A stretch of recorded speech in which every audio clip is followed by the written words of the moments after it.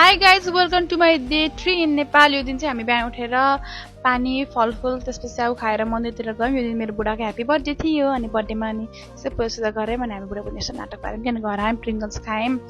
अनि त्यसपछि मेरो बुढालाई बर्थडे विस गर्न उहाँको साथी आउनुभयो। के हो बहिनी खालि भिडियो खिच्ने भन्दै हुन्थ्यो मलाई। अनि खानासाना खाएर अनि हामी यसो पल्ट्यौँ सबैजना भएर। पल्टिसक्छ माइत जानु पऱ्यो भनेर पानी पलास्थ्यो। माइत गयौँ।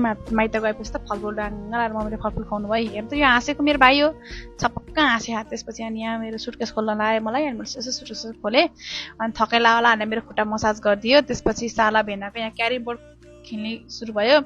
अनि त्यसपछि बर्थडे थियो उहाँको। अनि ह्याप्पी बर्थडे त केक त काट्नै पर्यो होइन। अब केक काटेको झिर्झिर बाल्नु भयो। त्यसपछि हामी सबैले happy birthday to you, happy birthday to you भनेर विस गऱ्यौँ। त्यसपछि मलाई गुवाममा केक खुवाइदिनु भयो। अब मैले मात्रै एक्लै त के खानु, बर्थडे भयो भने त खुवाउनु पर्यो कर। अनि मैले त खुवाइदिएँ।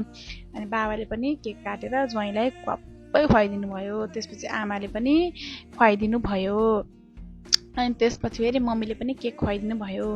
अनि हामी त टिकै नलाइकन केक खाएछ भनेर फेरि मम्मीले टिका लगाइदिनु भयो, आमाले पनि टिका लगाइदिनु भयो। अनि त्यसपछि बाबाले पनि टिका लगाइदिनु भयो। त्यसपछि पाला आउँछ मेरो भाइको। हेर्नु त यसले टिका लगाइदिएको टपक्क टिका लगाएर टपक्कै ढोक्यो खुट्टा। अनि त्यसपछि केक खुवाइदियो बरा। त्यसपछि केक पनि मुखमा लगाइदिन्छु भनेर अनि हामीले खाना खायौँ साथीहरू। अनि सुतेँ। Good night.